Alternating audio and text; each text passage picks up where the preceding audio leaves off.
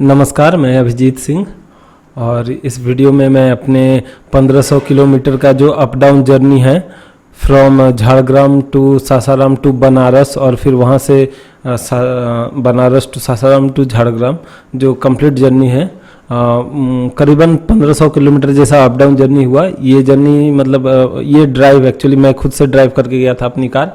ये मेरा कार भी इतना रन नहीं हुआ था, एक्चुअली इतना लंबा जर्नी पे अभी तक नहीं गया था और मेरे लिए तो ये ड्राइव पर्सनली था ही, पहला बार मैं इतना लंबा ड्राइव कर रहा था।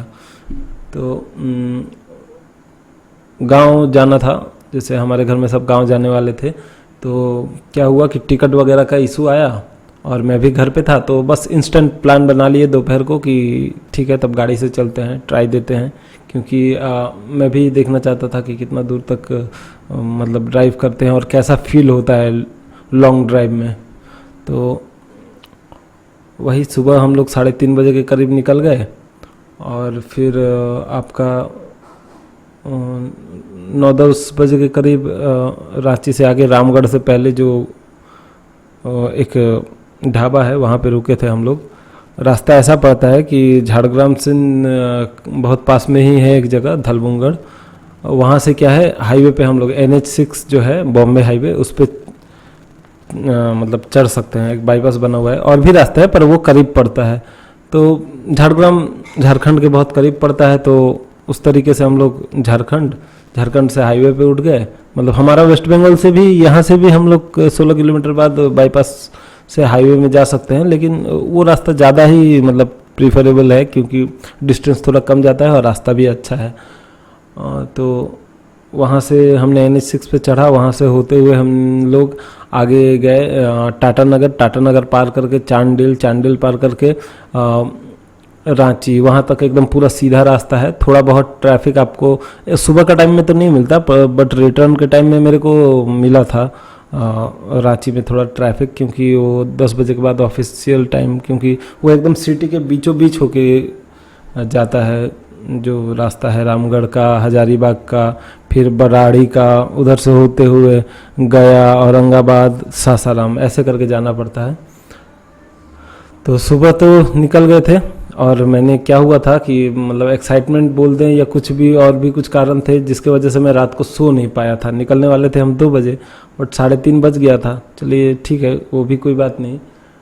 3:30 बजे निकल गए थे। अब जाते जाते जैसे हम लोग हाईवे पे चढ़े धलबुंगड़ के वहाँ करीब वही 5:30-6 बज रहा था, तो थोड़ा थोड़ा नींद मुझे लगा कि सोना चाहिए। फिर मैं रुक के देखा तो नींद नहीं आ रहा था मुझे।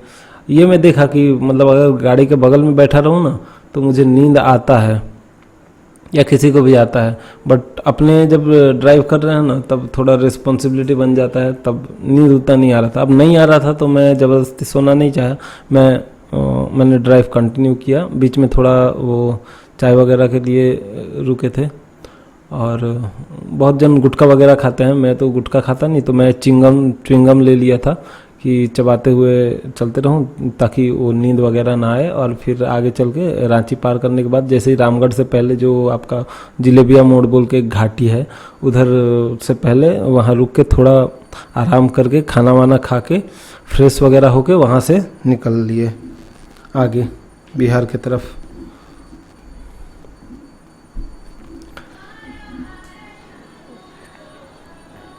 आप मतलब जो भी ये रास्ता है ना इतना बेहतर है ना, मतलब देख के मतलब सीनिक ब्यूटी है। पहले ये 1 वे रास्ता हुआ करता था, कभी कभी मैं गांव मतलब बस से जाते थे तो ये सब रास्ता 1 वे था। तब सोचा नहीं था कि इस रास्ते से मैं खुद भी ड्राइव करके एक दिन जाऊंगा। तो ओवरऑल एक अच्छा फीलिंग था मेरे लिए, अच्छा फीलिंग है। अभी भी मुझे लगता है कि नहीं इतना मैं जर्नी कर पाया बनारस जैसा जगह पे जहाँ पे बहुत ट्रैफिक और कोई रास्ता बहुत कंजेस्टेड है, जैसे गंगा घाट जाने की तरफ, वो सब रास्ता पे मैं चला पाया, भीड़ में चला पाया। मतलब मुझे बहुत अच्छा लगा कि मैं लगभग ड्राइव कर पा रहा हूँ।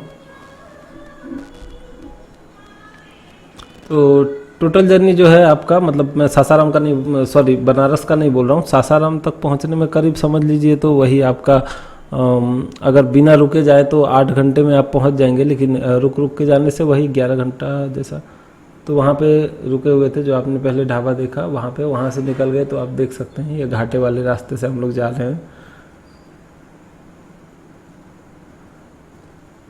तो हम लोग जाएंगे ऐसे कि समझ लीजिए पहले हम लोग गांव से पहले, सासाराम से पहले हम लोग का मामा घर पड़ता है जो कि डेहरी ऑन सोन में है। वहाँ मतलब पास ही है, नेक्स्ट स्टेशन डेहरी का नेक्स्ट स्टेशन ही सासाराम है। तो वहाँ पे पहले रुकेंगे, फिर अपने गांव निकलेंगे। आप देख रहे हैं कितना मस्त रास्ता, ब्यूटिफिकेशन रोड का बहुत मस्त है। यही आजकल का प्लस पॉइंट है कि अभी का रास्ता बहुत अच्छा है, पहले जैसा उतना। और ये 2 वे जो हाईवे होते हैं इसमें बहुत बेनिफिट होता है कि सामने वाला गाड़ी आपका दूसरे तरफ जा रहे तो उतना प्रॉब्लम नहीं होता है, आप आराम से चल सकते हैं, आप अपने सही स्पीड में चल सकते हैं। और नेचुरल ब्यूटी के साथ जाने में तो अच्छा लगता ही है। ये देख पा रहे हैं आप, जैसे दोनों तरफ पहाड़ कटे हुए हैं, बीच में से हम लोग जा रहे हैं। ये सब मतलब अलग ही लगता है, बहुत सामने से बहुत बेटर लगता है देखने में। मतलब मज़ा आता है, चला के भी मज़ा आता है और देखने में भी मज़ा आता है।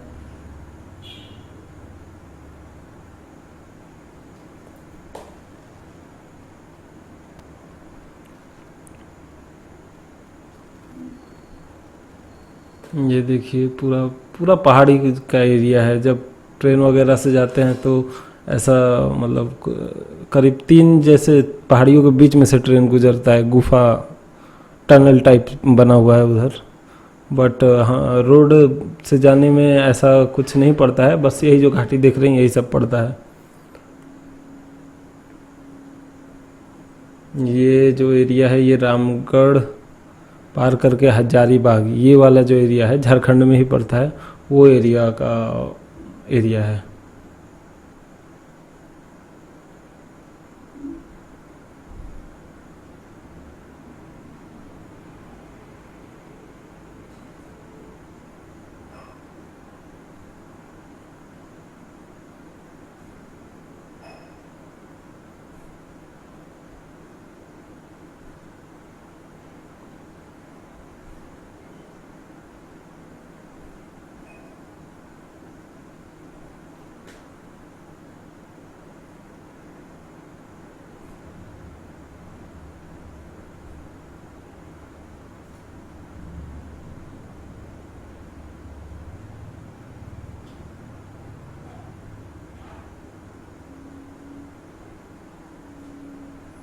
हजारीबाग जब पहुंच जाएंगे हम लोग, हजारीबाग से आगे एक रास्ता है जो कि आपका कोलकाता से भी आता है और इधर से भी जा रहा है आपका रांची रामगढ़ होके। तो वो जो पॉइंट है बराड़ी, वहाँ पे अभी कुछ काम वगैरह हो रहे हैं, तो वहाँ पे थोड़ा सावधानी से जाना पड़ता है देख के। पर वही है, कुछ सालों में पूरा जितना इंडिया का हाईवे वगैरह रोड वगैरह है सब एकदम बेहतर से बन जाएगा, बेटर से आने जाने में कोई दिक्कत नहीं होगा। जो अभी थोड़ा भी टाइम रुक जाता है, जैसे 11 घंटे बोल लीजिए इसीलिए लगते हैं कि कहीं कहीं पे रोड पे काम हो रहे हैं, ब्रिजेस वगैरह बन रहे हैं, वाइडनिंग का प्रोजेक्ट हो रहा है। तो ये सब चक्कर में क्या होता है, थोड़ा ट्रैफिक वगैरह पड़ जाता है। तो ये जो आप देख रहे हैं ये वाला एरिया बड़ारी से मुड़ने के बाद है। बराड़ी से मुड़ने के बाद आपको आगे मतलब उसके बाद बिहार घुस जाते हैं। फिर आगे गया से औरंगाबाद, औरंगाबाद से सासाराम। ये जो आप देख रहे हैं ये सब मार्केट एरिया या वही जहाँ कंस्ट्रक्शन होता है या बड़े बड़े गाड़ी जाते हैं तो थोड़ा बहुत टाइम गाड़ी स्लो करना पड़ता है या अच्छे से जाना पड़ता है, स्लोली जाना पड़ता है। तो थोड़ा बहुत इस सब में टाइम कंज्यूम होता है, लेकिन सही है, पहले से तो बेटर है। और आगे ये बेटरमेंट के लिए ही अभी ये जितने सारे हाईवे प्रोजेक्ट्स हो रहे हैं वो सब बेटरमेंट के लिए ही हो रहे हैं।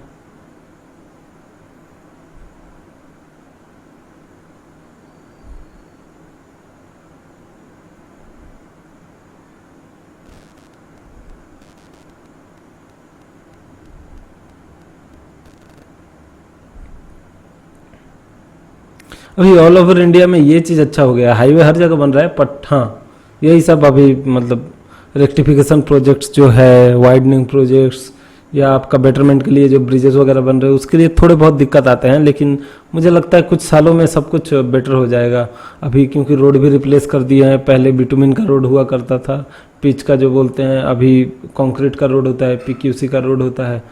तो ये क्या है, मेंटेनेंस कम ढूंढता है, और ये सब में पोर्ट होल्स वगैरह भी बहुत कम ही होते हैं, तो ये सब अच्छा है।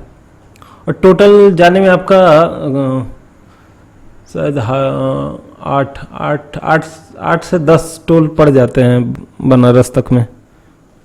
और मतलब कितने टोल तो अभी खुले नहीं है। एक्चुअली होता क्या है कि हर 60 किलोमीटर पे एक टोल होना चाहिए, ऐसा रूल है। तो डिवाइड कर लीजिए डिस्टेंस के साथ। अगर एकदम बेटर रोड हुआ तो हर जगह टोल मिलेंगे, नहीं बेटर रोड हुआ तो बहुत जगह टोल होते हुए भी वहाँ पे टोल टैक्स नहीं लेते हैं। यही बात है, जब सब रोड भी बेटर बन जाएंगे टोल टैक्स भी बना देंगे ये लोग, और ये बेटरमेंट के लिए ही है। क्योंकि हाईवे बनाने से ही नहीं होता, हाईवे को फिर मेंटेन भी करना पड़ता है, तो मेंटेनेंस के लिए वो ये चार्ज लेते हैं या किसी एजेंसी को देते हैं, जो भी है यही सब है। ले देखिए, ये रोड हमारे ही पैसे से, मतलब कॉमन पीपल जितने हैं इंडिया के, उनके पैसे से ही बनता है।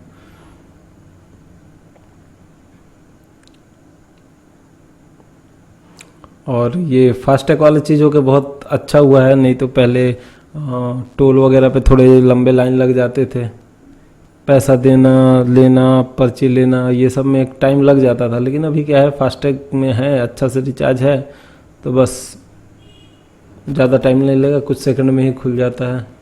ये देखिए स्कैन किया, ये देखिए खुल गया गेट, अब आराम से जा रहे हैं, एकदम वीआईपी वाली एंट्री है। सही है। और वही गया पार करेंगे, उसके बाद ये जो आप देख रहे हैं, ये एक्चुअली में डेहरी ऑन सोन का जो ब्रिज है, बहुत ही बड़ा ब्रिज है, 3-3.5 किलोमीटर जैसा लंबा है, 3.5 किलोमीटर जैसा। एक्चुअली डिस्टेंस मुझे नहीं मालूम, लेकिन क्या है, वहीं से सारे बालू वगैरह लेते हैं, बहुत चौड़ा नदी है। तो वहाँ डेहरी ऑन सोन से मैं क्या हुआ, सासाराम ना जाके इधर मुड़ गया अपने मामा गाँव तरफ। ठीक है, अभी मामा गाँव जाएंगे, फिर मामा गाँव में थोड़ा वही मैरिज फंक्शन है, वहाँ घूम के फिर अपने गांव जाएंगे। गांव पे भी, गांव में एक शादी है और कुछ अपना भी काम है हम लोग का, गांव घर है।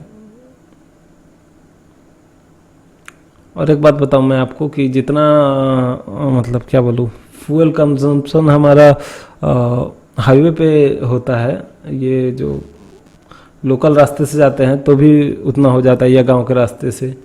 ये इसीलिए होता है क्योंकि उससे ज़्यादा हो जाता है, क्योंकि मतलब 1 और 2 नंबर गियर पे चलना पड़ता है रुकते हुए। एक तो गांव में मेरा ऐसा सिचुएशन हुआ था कि समझ लीजिए 200 से 500 मीटर तक मुझे बैक करके गाड़ी करना पड़ा था, बैक में, वो भी पतले रास्ते में, तो बहुत सावधानी से जाना पड़ा था, तो समझ सकते हैं।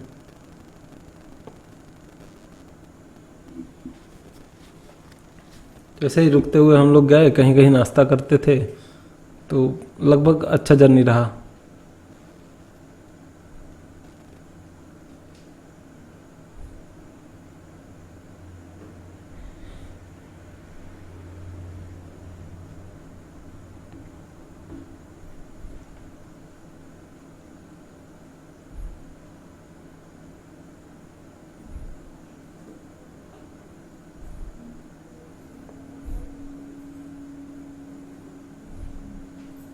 तो फिर हम लोग मामा गांव से आगे निकल गए।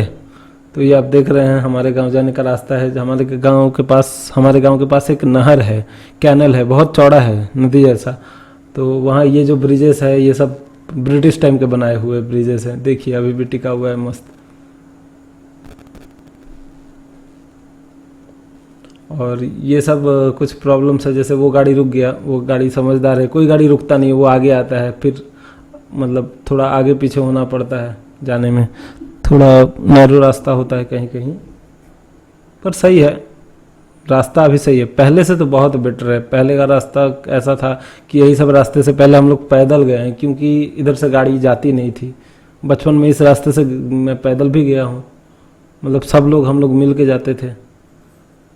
तो ऐसा है कि कुछ रास्ते पहले बेटर नहीं थे अभी, लेकिन हर जगह ऐसा है कि हर जगह बेटर है, रास्ता बढ़िया है।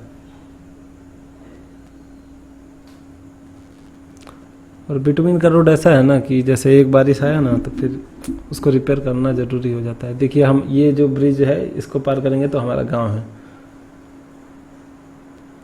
तो धीरे करके पार कर रहे हैं अपने गांव की तरफ।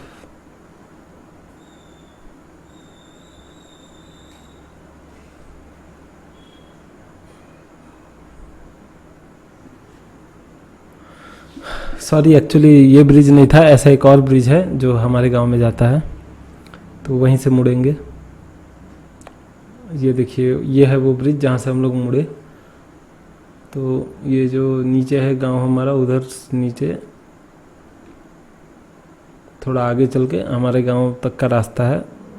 एक्चुअली ये भी एक रास्ता है और गांव आने के और भी रास्ते हैं। तो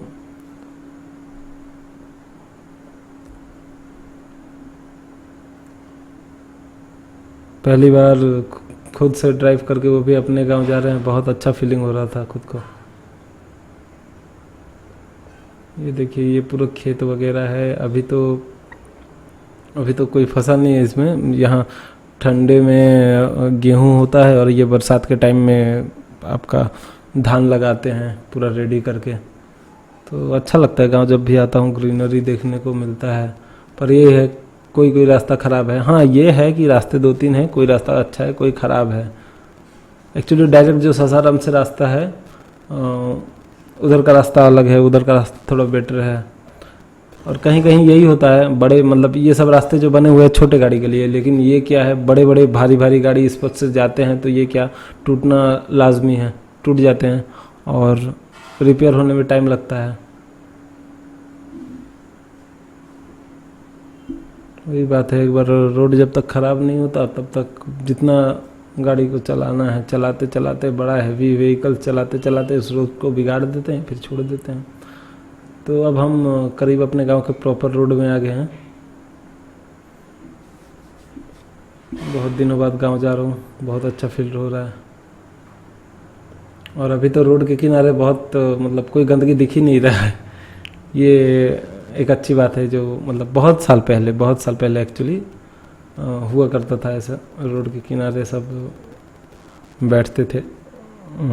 बचपन में देखा है मैंने, बट ऐसा अब नहीं है। अब पूरा हर चीज़ बदल गया है, हर चीज़, हर गांव सबका मेंटलिटी बेटर हुआ है पहले जैसा। मतलब समझ रहे हैं ना, पूरा साफ सुथरा भी वातावरण है।